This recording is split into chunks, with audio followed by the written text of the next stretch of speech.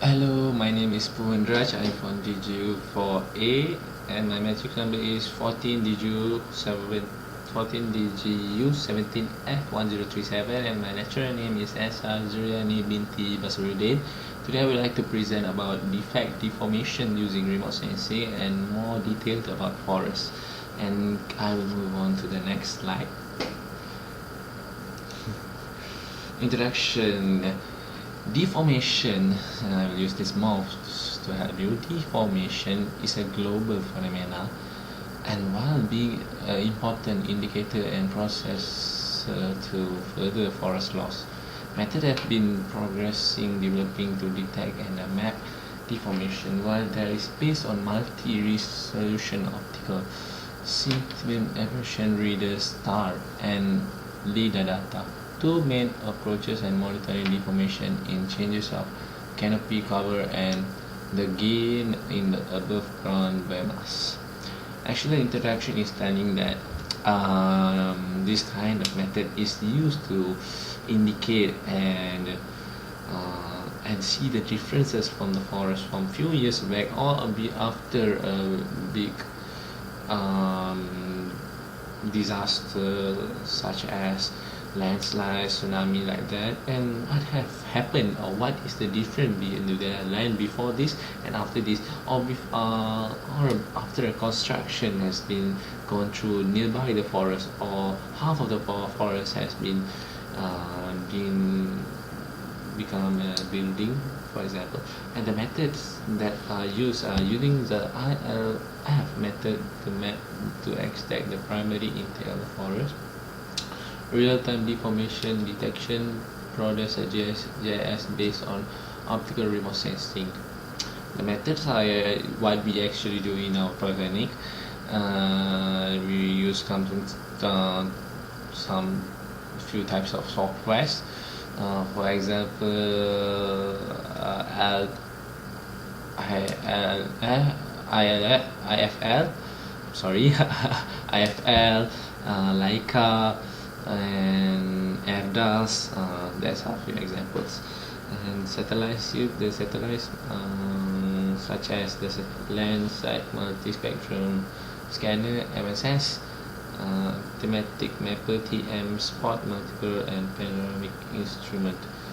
The centimeter aperture radar of the ERS-1. These are the types of satellites are usually used to detect the deformation in global phenomena, and these are some of the satellites are quite not like Kazakhstan or like that. These kind of satellites are more have a huge a bigger number of resolution, and the image quality that we will get from this kind of satellites are quite high and good. We will move on to the next slide. These are the images where I would like to go more detailed about what I really want to tell in this presentation. The main reason we are doing remote sensing to notice the difference, to identify what happened to the forests in some kind of gap of ages. From the image that I shown here, in the year 2000, we can see there are a lot of green spots. It's quite a lot. But after just 6 years, you can see the number. We cannot actually count the numbers, but we can see from our eyes, rough eyes, the green spots at the after 6 years have reduced, and it has become non-forest, and it's not with body of cloud. It's just non-forest. Maybe it become a construction site, a building, a housing whole area. I'm not sure about that, but this is kind of example. In 2010, you can see the number of forests reduce more. This is the one of the main part that I would like to tell. The number of forests are actually reducing. If we notice or not, that's actually true. But what we can do, or what can we why we can apply remote sensing on these kind of things, are actually to identify and detect where is the exact location that we are going to research after huge disasters. For example, at Japan a few years ago, they hit with a big tsunami, with a big earthquake, and we can see these differences from the satellite image, and we can also detect the number of forests that were affected from it, and the image before that tsunami and after that tsunami, where we can find out the number of forests that has been reduced from the area, and how the damage that happened and there, and so far, and to identify the total area of forest in some area, because as we know, there are some hutan simpanan, right, resisted, like cannot go inside there lah. The forests are closed down, and no one can buy it, and it's only for it's the governments, and they will secure it so no one uses it, and it will be like always be there lah. But we also use remote sensing to observe it also, because we know in every country there is some kind of bad things happening, and we know even though that is hutan simpanan, anything can happen. Even the number of hutan simpanan also can be reduced because the environment, because we know ourselves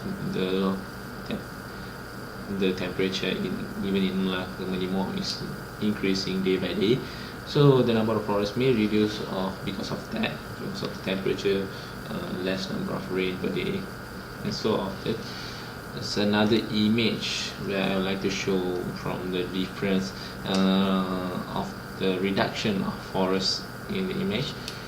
How we identify that, we know, if you study remote sensing, you know we can individually select some details. For example, water, forest, land, soil, paddy fields, urban areas, and make them each of them into unique individual colors. From this image we can see also that I've got this image where they have selected green as their forest, and we can see the number of forests, actually the number of land, actually the percentage in the bottom is actually the number of land, not forest. The number of land is increasing year by year. So what we can conclude from that, the number of forests is actually reducing from the 1990 to the 2005, from 27% of land or buildings, it has increased to 37%, and from, I think this year it should be 50 or 60% of construction, 40% of forest. It kind of hurts to know this kind of details, but that's the truth, and that's what is happening outside right now. As conclusion, because I can see the time right now is already 8 minutes. As conclusion, with the development of new technology, allow us in for contributing in sustainable forest management by establishing a forest map and making optimized land using forest sensor. GIS brings a high GIS or remote sensing is quite new, high quality results and high accurate information, and reducing labors and costs, especially deflection in trade and areas like high monitor areas. The high solution statement image if the good changes in monitoring forests at the level from the national, local level, even household levels. With the reduction of cost of satellite image and software, as well as the open source of uses of the more contributed GIS and remote sensing for the development of our forests, we can conclude from using GIS or remote sensing we can save money, because we no need a lot of laborers to go to the field and collect details, because we can do it from the satellite image that we will get, and we can process the image from using remote sensing and GIS software, and we can get a lot of data from it, not only from the different from the age period, but also what some data from individual perspective.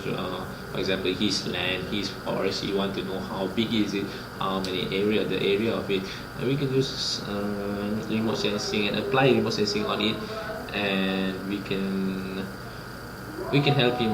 The conclusion that I would like to, especially we're talking about forest right now, I hope we as young generation, we think about the upcoming generation after us. We can still see forest, but I'm not sure the upcoming generation or our child will see forest, because forest or trees, because the number of trees are reducing day by day, and it's our responsibility to keep our environment green.